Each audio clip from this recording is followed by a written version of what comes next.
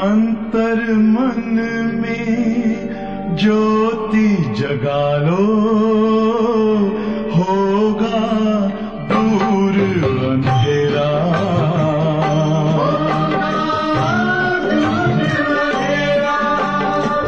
शिव का कर लो ध्यान, आ रहा पावन पुण्य सवेरा।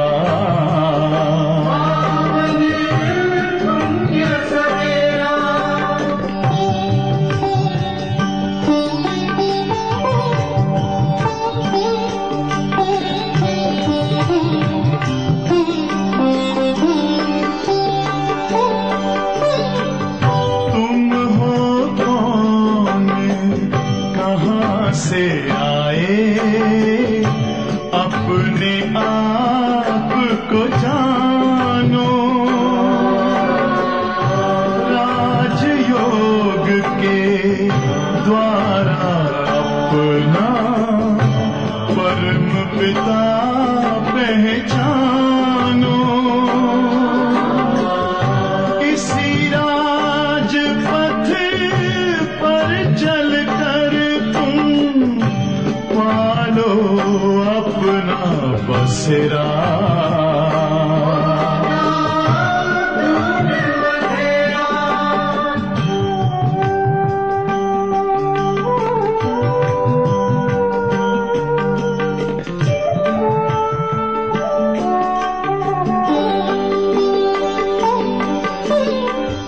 तुम हो आत्मा तन से न्यारे, परमात्मा को प्यारे।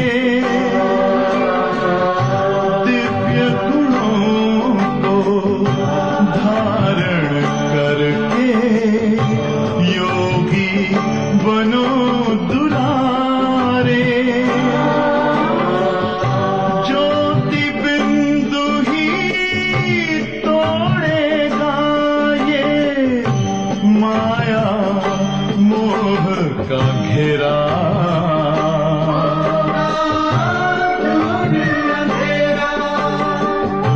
अंतर मन में ज्योति जगा लो, होगा दूर अंधेरा।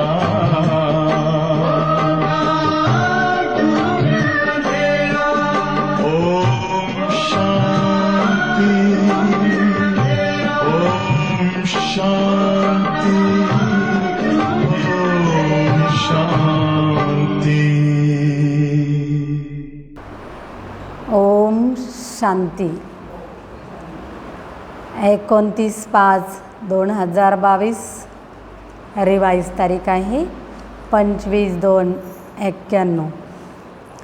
वाणीचं टायटल आहे सोच और कर्म में समानता लाना ही परमात्मा प्यार निभाना है। आज बाप दादा अपने सर्व स्वराज्य अधिकारी बच्चों को देख हर्षित हो रहे हैं, क्योंकि स्वराज्य अधिकारी वही अनेक जन्म विश्व राज्य अधिकारी बनते हैं। तो आज डबल विदेशी बच्चों से बाप दादा स्वराज्य का समाचार पूछ रहे हैं। हर एक राज्य अधिकारी का राज्य अच्छी तरह से चल रहा है। आपके राज्य चलाने वाले साथी सहयोगी साथी सदा समय पर यथार्थ रीति से सहयोग दे रहे हैं कि बीच बीच में धोखा भी दे देते हैं।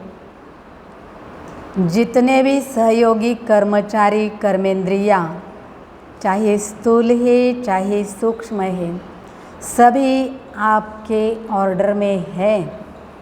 बाबा आज म्हणतात की जे स्वराज्य अधिकारी बच्चे आहेत त्यांना मी आज बघत आहे। मग सगळेजण स्वराज्य अधिकारी जे आहेत ते बाबांनी म्हटलं विश्व राज्य अधिकारी पण बनणार। मग सगळ्यांना बाबा समाचार विचारतात। एक आहे राज्य अधिकारी, मग ते राज्य चांगल्या प्रकारे चालवतात का? राज्य चालवण्यासाठी तुम्हाला सहयोगी साथी चांगले साथ देतात का?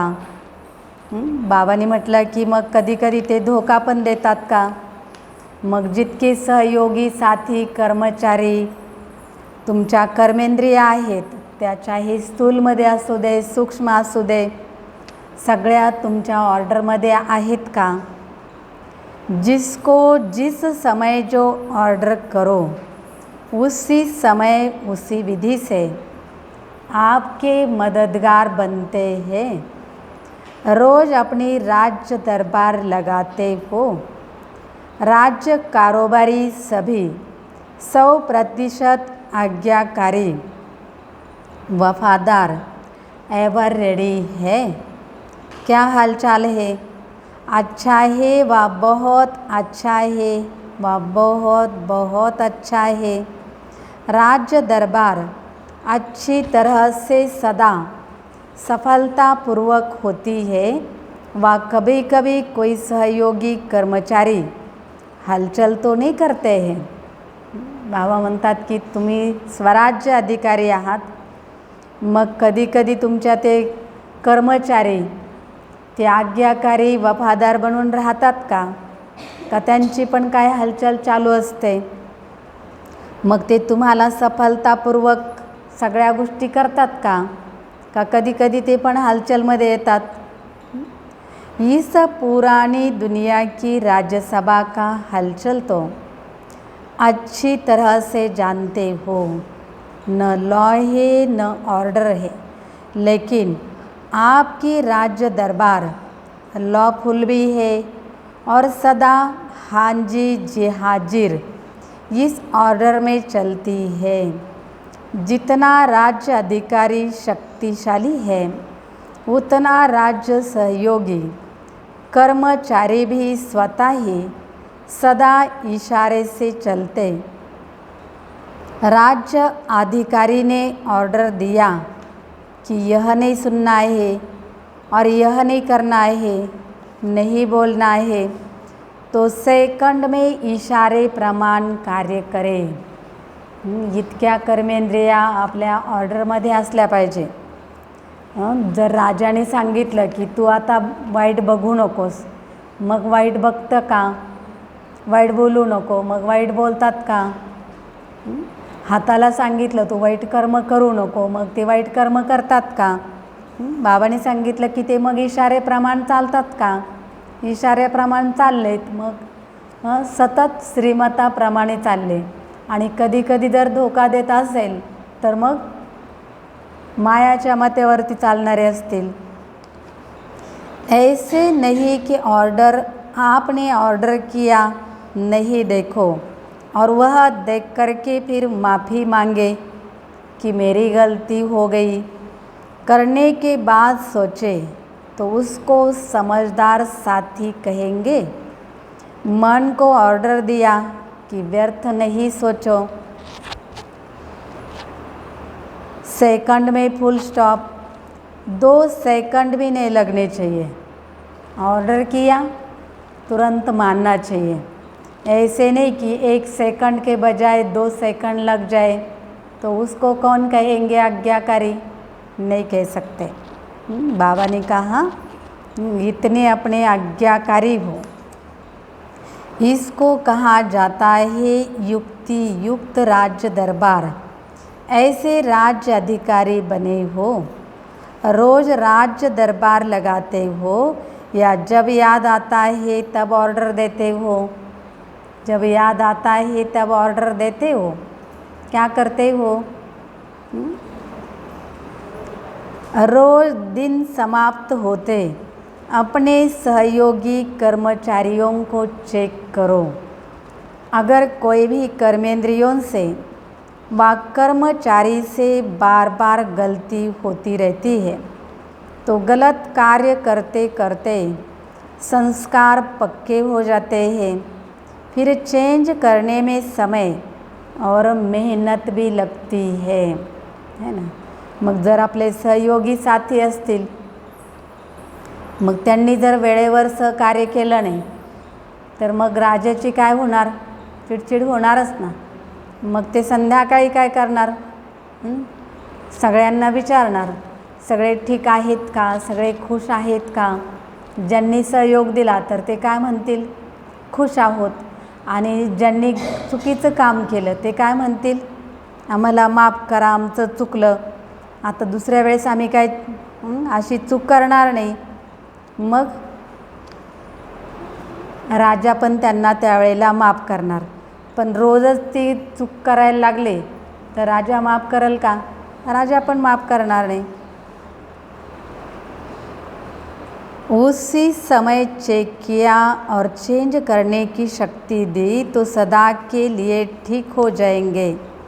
सिर्फ बार बार चेक करते रहो कि यह रॉन्ग है, यह ठीक नहीं है, और उसको चेंज करने की युक्ति व नॉलेज की शक्ति नहीं दी तो सिर्फ बार बार चेक करने से भी परिवर्तन नहीं होता. इसलिए पहले सदा कर्मेंद्रियों को नॉलेज की शक्ति से चेंज करो. सिर्फ यह नहीं सोचो कि यह रॉन्ग है, लेकिन राइट क्या है और राइट पर चलने की विधि स्पष्ट हो. अगर किसी को कहते रहेंगे तो कहने से परिवर्तन नहीं होगा, लेकिन कहने के साथ साथ विधि स्पष्ट करो तो सिद्ध हो. जो आत्मा स्वराज्य चलाने में सफल रहती है तो सफल राज्य अधिकारी की निशानी है.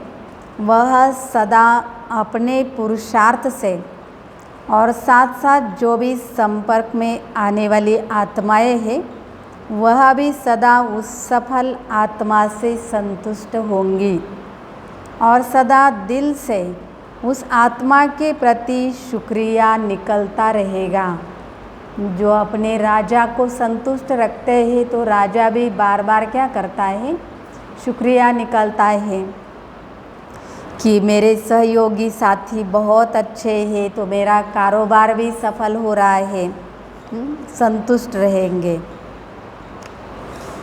सर्व के दिल से सदा दिल के साज से वहाँ के गीत बजते रहेंगे. उनके कानों में सर्व द्वारा यह वहाँ का शुक्रिया का संगीत सुनाई देगा. यह गीत ऑटोमेटिक है, इसके लिए टेप रिकॉर्ड बजाना नहीं पड़ता, इसके लिए कोई साधनों की आवश्यकता नहीं. यह अनहद गीत है. तो ऐसे सफल राज्य अधिकारी बने हो. इतकं पॉवरफुल राजाला बनावं लागेल की सगळ्या गोष्टी ॲटोमॅटिक चालतील. जे पण कार्य करल त्या कार्यामध्ये त्याला सफलता मिळेल. मग बाबांनी सांगितलं की साधनासुद्धा त्याला कधी धोका देणार नाही. मग असे तुम्ही सफल अधिकारी बनलात का? का बनतायत अजून? बनले का बनतायत? बनतायत.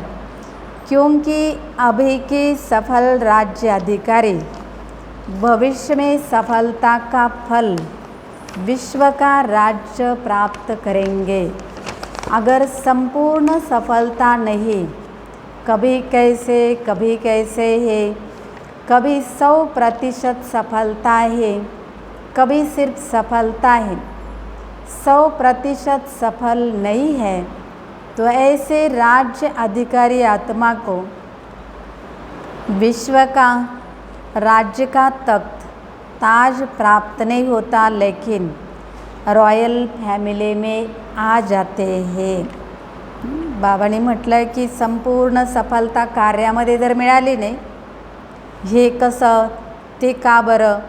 मग 100% सफलता मिळाली नाही, मग 100% जर सफल झाले नाही तर राज्य अधिकारी ते आत्मा, बाबांनी म्हटलं की त्याला कधी राज्य तख्त तो प्राप्त होऊ शकत नाही आणि ते फक्त रॉयल फॅमिलीमध्ये येणार.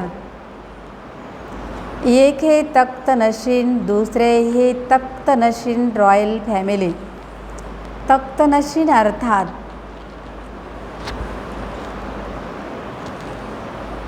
वर्तमान समय भी सदा डबल तख्त नशीन रहे। डबल तख्त कौन सा है? एक अकाल तख्त और दूसरा बाप का दिल तख्त। तो जो अभी सदा डबल तख्त नशीन है, कभी कभी वाला नहीं, ऐसे सदा दिल तख्त नशीन विश्व का भी तख्त नशीन होता है। तो चेक करो, सारे दिन में डबल तख्त नशीन रहे। बाबा ने कहा कि हाँ, चेक करना ही सारे दिन के अंदर हम दिल तख्त नशीन रहे या विश्व तख्त नशीन रहे। तो बाबा ने सुनाया, चेक करो, अगर तख्त नशीन नहीं तो आपके सहयोगी कर्मचारी कर्मेंद्रिया भी आपके ऑर्डर पर नहीं चल सकती। राजा का ऑर्डर माना जाता है, राज्य पर नहीं हो और वह ऑर्डर करे तो माना नहीं जाता है। कोई राजा है, बहुत सारी प्रजाएं हैं, राजा का राज्य चला जाएगा, उसके बाद अगर राजा किसी को ऑर्डर करे तो क्या कोई मानेगा? कोई नहीं मानेगा। इसलिए बाबा भी कहते हैं, जब तक वो कुर्सी पर रहते हैं तो उसको सब मान देंगे, सब मानेंगे, हाँ जी करेंगे, लेकिन कुर्सी से अगर उतर गए तो कोई भी मानने वाला नहीं होता है। उसी प्रकार बाबा ने कहा कि आप भी राज्य कर रहे हो, अपने कर्मेंद्रियों को चला रहे हो, जब तक बाबा की शक्ति मिलती है, हम श्रीमत पर चलते हैं, तो प्रजा भी क्या करेगी? कर्मेंद्रिया प्रजा है, वो भी अपना ऑर्डर ज़रूर मानेगी। अगर हम ऑर्डर पर नहीं चलते हैं, राजा को ऑर्डर छोड़ना ही नहीं आता है, तो प्रजा कैसे मानेगी? मानेगी नहीं। इसलिए बाबा ने कहा कि आप भी क्या करो, राजा बनकर के सारी कर्मेंद्रियों को चलाओ और वो भी अधिकार से चलाओ, तभी वो मानेंगे। आजकल तो तख्त के बजाय कुर्सी हो गई है। तख्त तो ख़त्म हो गया, योग्य नहीं है, तो तख्त गायब हो गया है। कुर्सी पर है तो सब मानेंगे, अगर कुर्सी पर नहीं है तो सब नहीं मानेंगे। लेकिन आप तो कुर्सी वाले नेता नहीं हो, आप कुर्सी वाले नेता हो नहीं। बाबा ने कहा, स्वराज्य अधिकारी राजा हो, कुर्सी वाले नेता नहीं हो। 4 साल के, 5 साल के, बाबा ने कहा नहीं। तो आप स्वराज्य अधिकारी राजा हो। सभी राजा हो कि कोई प्रजा भी है? बाबा पूछ रहे हैं, सभी राजा हो या प्रजा भी हो? राजयोगी अर्थात राजा, देखो कितने पदम भाग्यवान हो। दुनिया उसमें भी विशेष विदेश हलचल में है, वह वार और हार की दुविधा में है। कोई हार रहा है, कोई वार कर रहा है, और कोई हालचाल सुन करके उसी हलचल में है, तो वह है हार और वार की हलचल में। और आप हो बाप दादा के प्यार में। परमात्मा प्यार दूर दूर से खींच कर लाया है। कैसी भी परिस्थितियाँ हो, लेकिन परमात्मा प्यार के आगे परिस्थितियाँ रोक नहीं सकती। परमात्मा प्यार बुद्धिवान की बुद्धि बन परिस्थिति को श्रेष्ठ स्थिति में बदल लेता है। डबल विदेशों में भी देखो, पहले पोलैंड वाले कितने प्रयत्न करते थे, असंभव लगता था, और अभी क्या लगता है? रशिया वाले भी असंभव समझते थे, चाहे 24 घंटा भी लाइन में खड़ा रहना पड़ा, पहुंच तो गए ना। मुश्किल सहज हो गया तो शुक्रिया कहेंगे ना। बाबा कहते हैं कि पहले पोलैंड में सेवा बहुत कठिन थी, जल्दी जल्दी सेवा शुरू नहीं हुई, बहुत मेहनत करनी पड़ी। और फिर वो लोग सोचते थे कि भाई यहाँ असंभव है, सेवा करने वाले सोचते थे। रशिया में भी ऐसे ही हुआ, बहुत मेहनत करनी पड़ी उन लोगों को। तो बाबा कहते हैं कि अभी तो देखो कितना सहज हो गया सेवा करना भी। शिवानी दीदी के लेक्चर सब सुनते हैं और उनका अच्छा भी लगता है, तो ज़रूर सब सहज हो गया।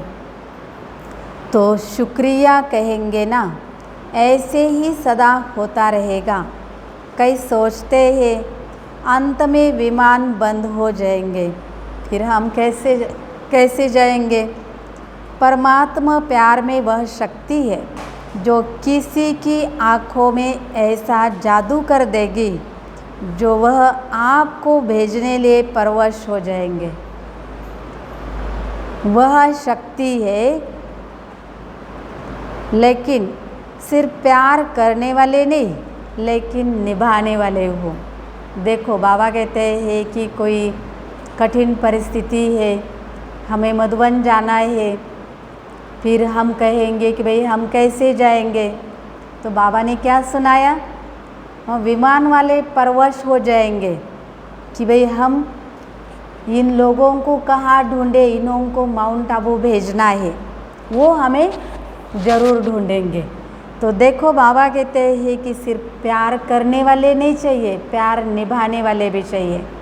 बाबा तो उन लोगों को कैसे भी जादू करेंगे और हमको वहाँ पर भेज देंगे। इसको कहते हैं बाबा के ऊपर बहुत प्यार। निभाने वाली आत्माओं से बाप का भी वायदा है, अंत तक हर समस्या को पार करने में प्रीति की रीति निभाते रहेंगे। कभी कभी प्रीत करने वाले नहीं बनना, सदा निभाने वाले। बाबा के ऊपर प्यार तो सभी करेंगे, लेकिन प्यार को निभाना भी चाहिए, और वो भी अंत तक। 2-4 दिन का प्यार नहीं, 1 साल का प्यार नहीं, 10 साल का नहीं, लेकिन जब तक बाबा संगम पर है तब तक हमें प्यार को निभाना है। प्रीत करना अनेकों को आता है, लेकिन निभाना कोई कोई को आता है। इसलिए आप कोई में कोई हो, आप कोई में कोई हो। बाबा ने क्या किया, हम आत्माओं को ढूंढ कर के लाया है, बाबा का बनाया है, तो हमें भी अंत तक बाबा के प्यार को निभाना है। बाप दादा सदैव डबल विदेशी बच्चों को देख खुश होते हैं, क्योंकि हिम्मत से बाप की मदद के पात्र बन अनेक प्रकार की माया के बॉन्डेज और अनेक प्रकार की रीति रिवाज और रस्म के बाउंड्रीज को पार करके पहुंच गए हैं। यह हिम्मत भी कम नहीं है, हिम्मत सभी ने अच्छी रखी है। विदेश वालों को कितनी सारी बाउंड्रीज पार करके जाना पड़ता है। क्यों जाना पड़ता है? क्योंकि बाबा के साथ बॉन्डेज अच्छी है, प्यार अच्छा है। इसलिए कितनी भी कठिन परिस्थितियाँ क्यों ना हो, लेकिन वो लोग वहाँ पर पहुँच जाते हैं।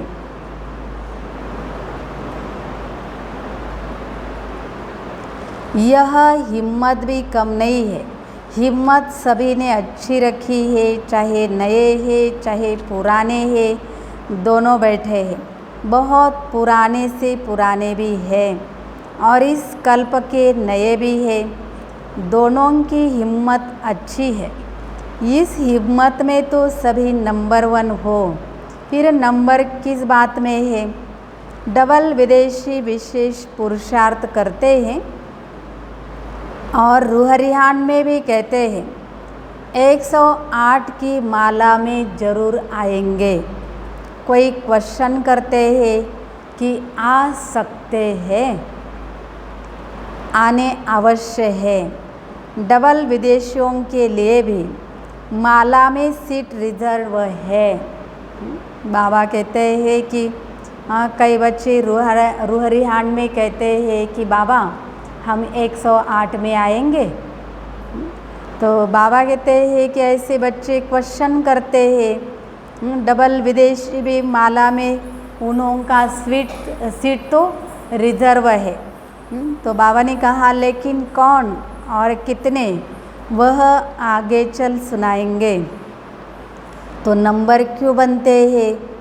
हर एक अपने अधिकार से कहते हो मेरा बाबा है, तो अधिकार भी पूरा है, फिर भी नंबर क्यों? अधिकार तो है ना कि हम माला में आ जाएंगे, हमारा सीट रिजर्व हो गया है। तो बाबा कहते हैं कि फिर नंबर क्यों? जो नंबर 1 होगा और नंबर 8 होगा, दोनों में अंतर तो होगा ना। इतना अंतर क्यों पड़ता? 16,000 की तो बात छोड़ो, 108 में भी देखो, कहाँ 1 कहाँ 108, तो क्या अंतर हुआ? हिम्मत में सब पास हो, लेकिन हिम्मत के रिटर्न में जो बाप और ब्राह्मण परिवार द्वारा मदद मिलती है, उस मदद को प्राप्त कर कार्य में लगाना और उस समय पर मदद को यूज करना। जिस समय जो मदद अर्थात शक्ति चाहिए, उसी शक्ति द्वारा समय पर काम लेना, यह निर्णय शक्ति और कार्य में लगाने की कार्य शक्ति, इसमें अंतर हो जाता है। बाबा की मदद हमें मिलती है, सिर्फ बाबा कहते हैं कि हिम्मत दे बच्चे, मदद दे बाप। हिम्मत रखेंगे तो बाबा हर कार्य में मदद देने के लिए बैठाए है। तो बाबा ने कहा कि आपको मदद मिलती है, जिस शक्ति की आपको आवश्यकता है, बस बाबा ने कहा निर्णय शक्ति और कार्य में लगाने की कार्य शक्ति, इसमें अंतर क्यों हो जाता है? सर्वशक्तिवान बाप द्वारा सर्व शक्तियों का वर्षा सभी को मिलता है। कोई को 8 शक्ति, कोई को 6 शक्ति तो नहीं मिलती ना। बाबा ने सभी को एक साथ सारी 8 शक्तियाँ दे दी है, लेकिन अपने ऊपर है हमने कितनी शक्तियों को धारण किया। 6 शक्तियों को धारण किया या 8 शक्तियों को धारण किया, हमारे ऊपर है। पहले भी सुनाया ना कि विधि से सिद्धि होती है, कार्य शक्ति की विधि। एक है बाप के बनने की विधि, दूसरी है बाप से वर्षा प्राप्त करने की विधि, और तीसरी है प्राप्त किए हुए वर्षे को कार्य में लगाने की विधि। ये एक बाबा ने सुनाई, ये एक विधि जो बाबा कहते हैं कि बाप के बनने की विधि, और दूसरी सुनाई बाप से वर्षा पाने की विधि, और तीसरी सुनाई कि जो बाबा से वर्षे के रूप में हमें कार्य में लगाने की विधि। तो ज़रूर बाबा ने कहा कि ये तीनों ही शक्तियाँ आपको कार्य में लगानी है।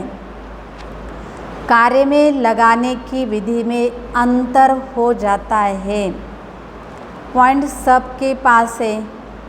एक टॉपिक पर वर्कशॉप करते हो तो कितनी पॉइंट्स निकालते हो, तो एक पॉइंट बुद्धि में रखना, यह ही एक विधि, और दूसरा ही पॉइंट 1 पॉइंट को कार्य में लगाना। पॉइंट रूप भी हो और पॉइंट्स भी हो, दोनों का बैलेंस हो। यह ही नंबर 1 विधि से नंबर 1 सिद्धि प्राप्त करना। एक है बाबा ने कहा विधि, और दूसरा ही पॉइंट 1 पॉइंट को कार्य में लगाना। जो बाबा ने हमें विधि सुनाई, उस विधि को हमें कार्य में लगाना।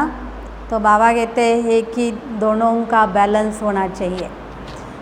तो ये है नंबर 1 विधि से नंबर 1 सिद्धि को प्राप्त करना। कभी पॉइंट के विस्तार में चले जाते हैं, कभी पॉइंट रूप में टिक जाते हैं। पॉइंट रूप और पॉइंट साथ साथ चाहिए।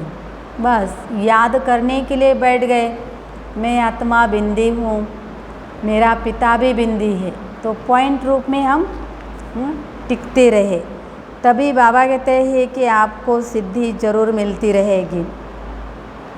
कार्य शक्ति को बढ़ाओ, समझा? नंबर 1 आना है तो यह करना पड़ेगा।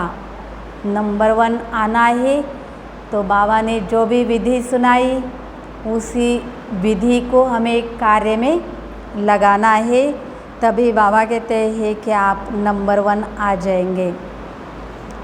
आजकल साइंस की शक्ति, साइंस के साधनों द्वारा कार्य शक्ति कितनी तेज कर रही है।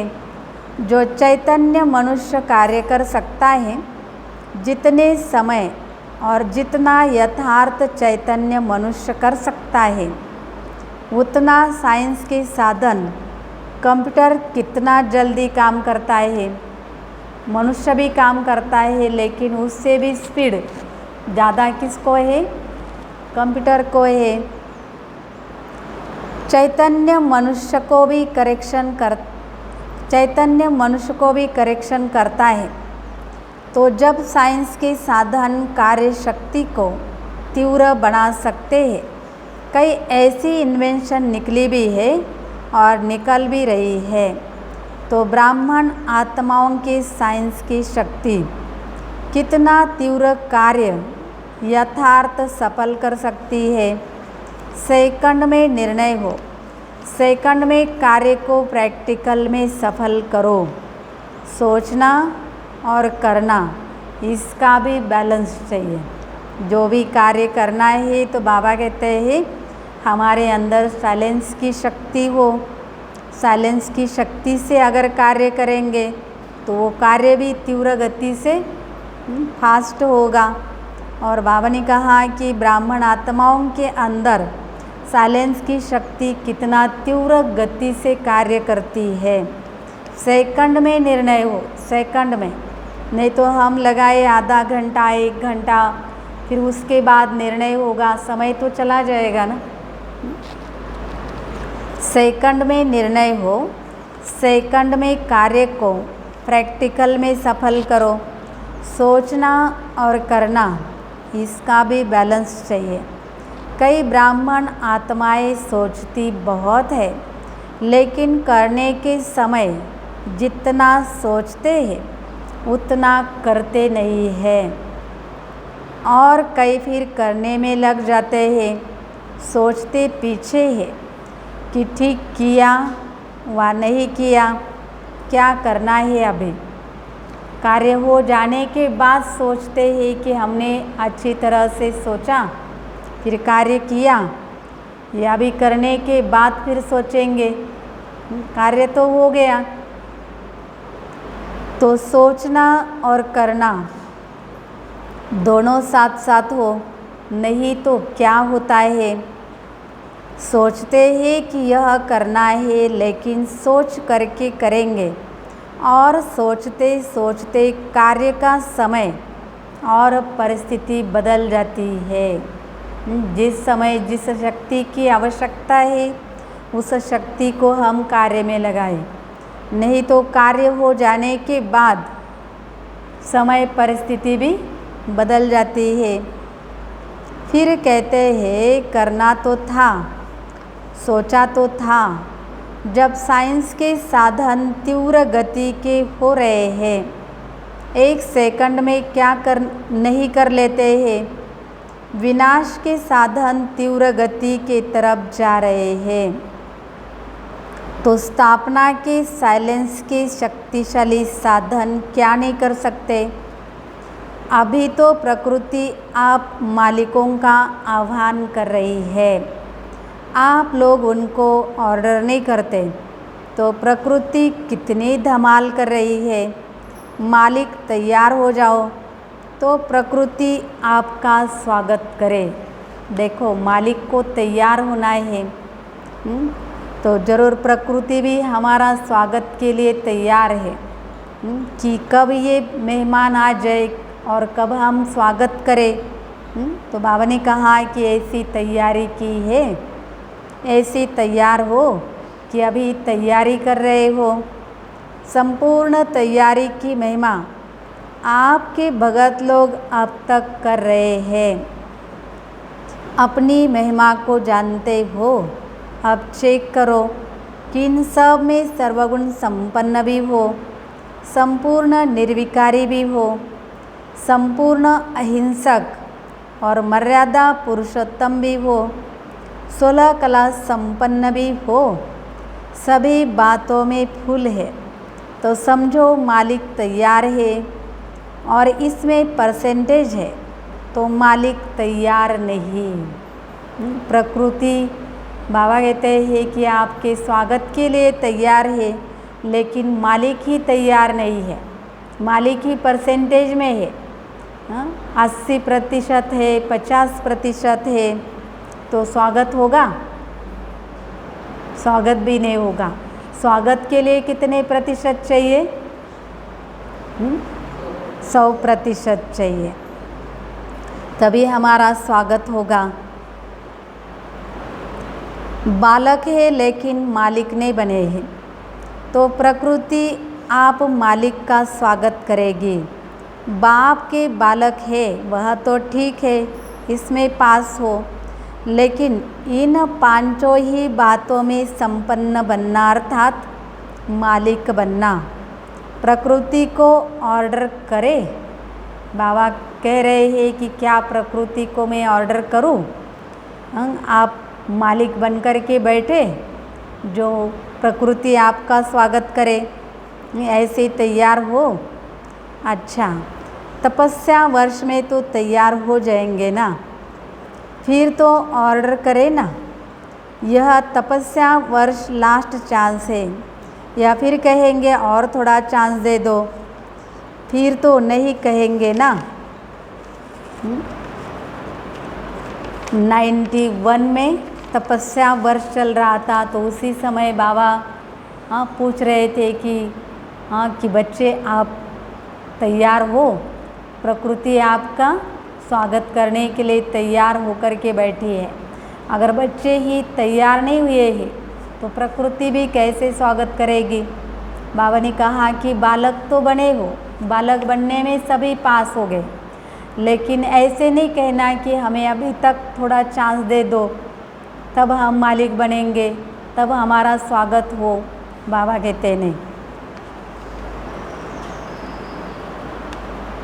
चारों ओर के सर्व राज्य अधिकारी आत्माओं को, सदा डबल तख्त नशीन विशेष आत्माओं को, सदा सोचना और करना दोनों शक्तियों को समान बनाने वाली वरदानी आत्माओं को, सदा परमात्मा प्यार निभाने वाले सच्चे दिल वाले बच्चों को दिलाराम बाप दादा का याद प्यार और नमस्ते।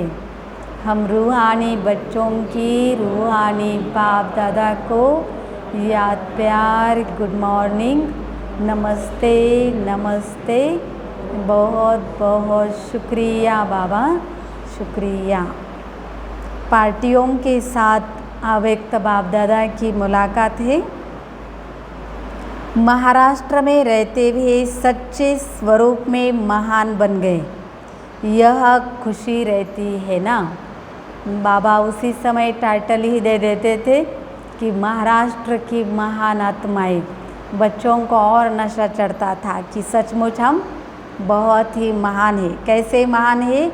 क्योंकि परमात्मा भूमि में हमारा जन्म हुआ है, परमात्मा भी इस भारत भूमि के अंदर आए हैं, ऐसे परमात्मा के हम बच्चे बने हैं, इसलिए महान है।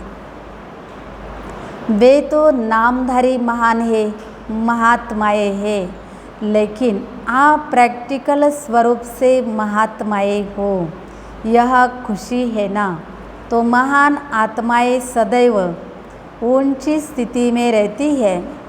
वो लोग तो ऊंचे आसन पर बैठ जाते हैं, शिष्यों को नीचे बिठाएंगे, खुद ऊंचे बैठेंगे, लेकिन आप कहाँ बैठते हो? ऊंची स्थिति के आसन पर। दुनिया के अंदर आजकल ऐसा ही है, बड़े महात्माएं जो होते हैं बड़े आसन पर बैठ जाते हैं और शिष्य लोग नीचे बैठ जाते हैं। तो बाबा ने कहा कि आप कहाँ बैठते हो? हमारी आत्मा की स्थिति के ऊंचे आसन पर हमें बैठना है। जब ऊंची स्थिति के आसन पर रहते हो तो माया नहीं आ सकती। वो आपको महान समझकर आपके आगे झुकेगी, वार नहीं करेगी, हार मानेगी। जब ऊंचे आसन से नीचे आते हो तब माया वार करती है। अगर सदा ऊंचे आसन पर रहो तो माया के आने की ताकत नहीं रहती है, वह ऊंचे चढ़ नहीं सकती। तो कितना सहज आसन मिल गया है। जितना हम ऊंचे आसन पर बैठेंगे तो हमारे आगे माया भी नहीं आ सकती। माया भी दूर से ही देखती है कि हमारे मालिक जी बहुत ऊंचे आसन पर है, तो हम दूर से ही उसको नमस्कार करके चले जाते हैं। जब ऊंचे आसन से नीचे आते हो तब माया वार करती है। अगर सदा ऊंचे आसन पर रहो तो माया के आने की ताकत नहीं, वह ऊंचे चढ़ नहीं सकती। तो कितना सहज आसन मिल गया है। भाग्य के आगे त्याग कुछ भी नहीं है। हमारा भाग्य इतना बड़ा है तो बाबा कहते हैं कि माया आ ही नहीं सकती है। छोटा भी क्या, जेवर पड़े हैं, कपड़े पड़े हैं, घर में रहते हो, अगर छोड़ा है तो किचड़े को छोड़ा है। तो सदा श्रेष्ठ आसन पर स्थित रहने वाली महान आत्माएं हो। जितना सोचा नहीं था उतना ही अति श्रेष्ठ प्राप्ति के अधिकारी बन गए। ये सब भाग्य की खुशी है ना। दुनिया में खुशी नहीं है, काला पैसा है, लेकिन खुशी कितना समय चलेगी। दुनिया के अंदर तो सिर्फ क्या करते हैं, काला पैसा कमाएंगे, रिश्वत खाएंगे, गरीबों को लूटेंगे, कितना अत्याचार करेंगे। लेकिन बाबा कहते हैं कि क्या उन्हों के पास खुशी है?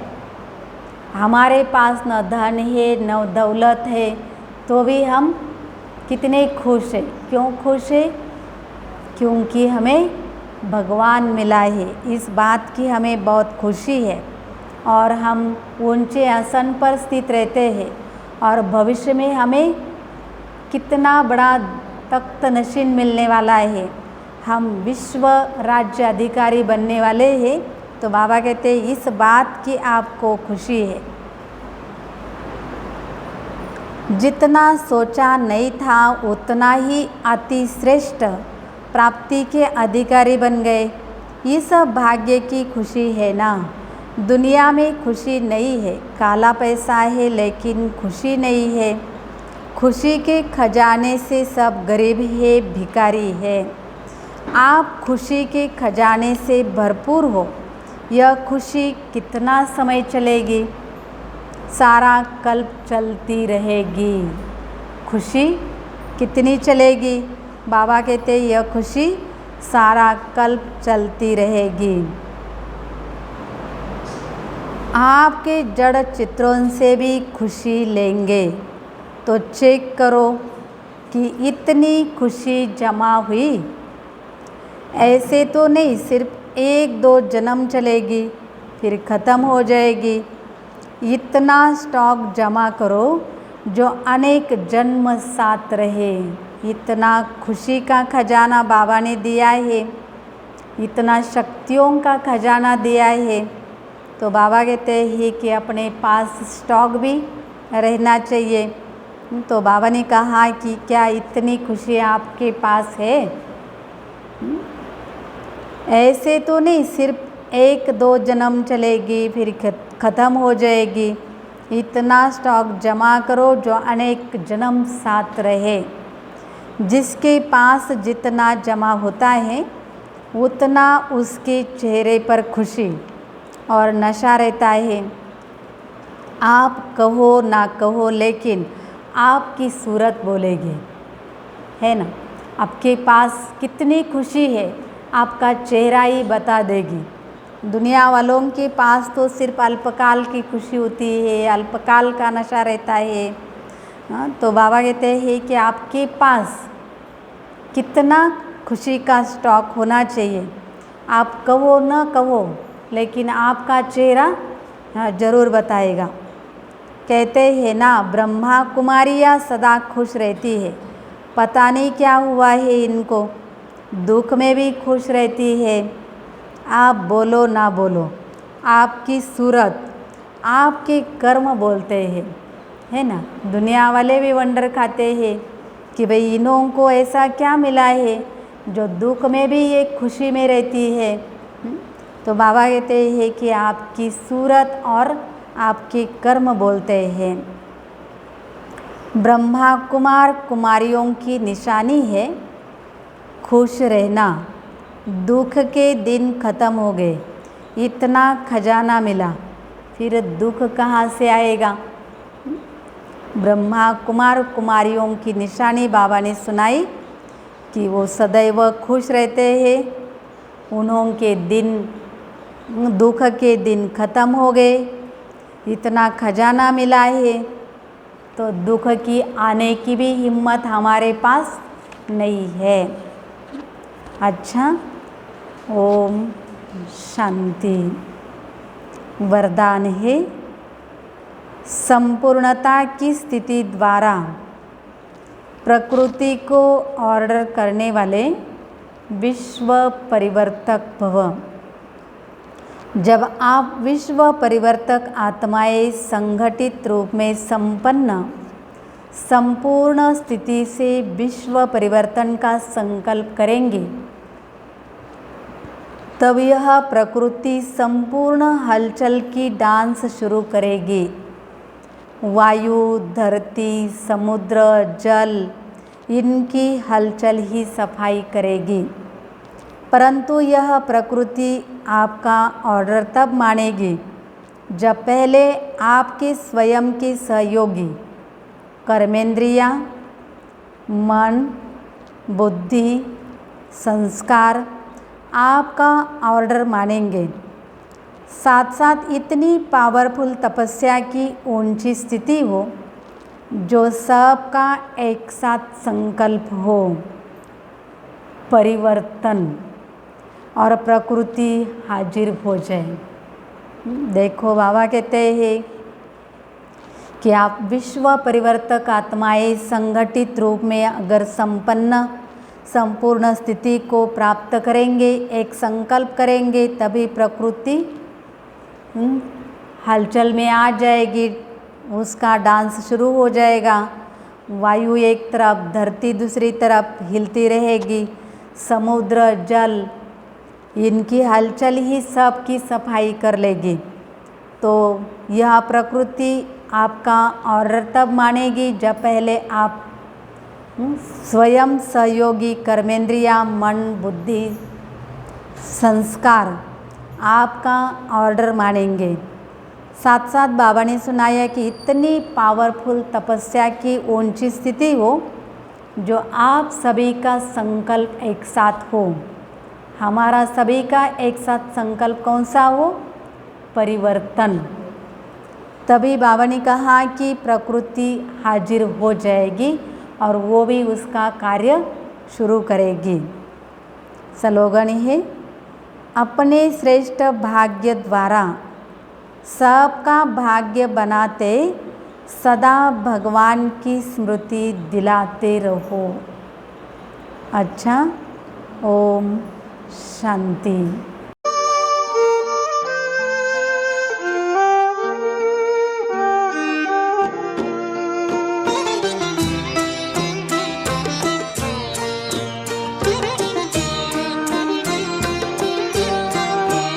तेरी शिक्षाएं और प्यार साथी बन साथ निभाते हैं। मधुबन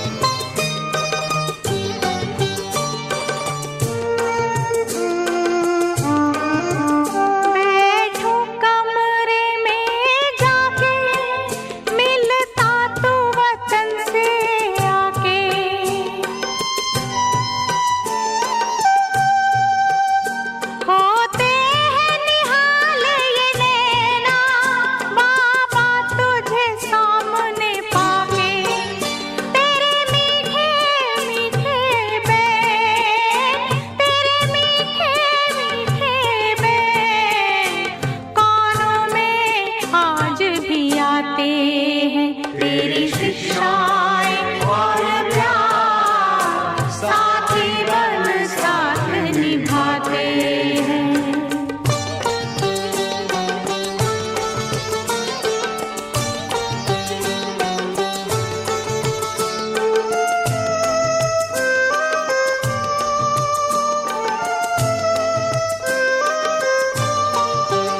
चलते फिरते यूं लागे तू संग हो जैसे हमारे।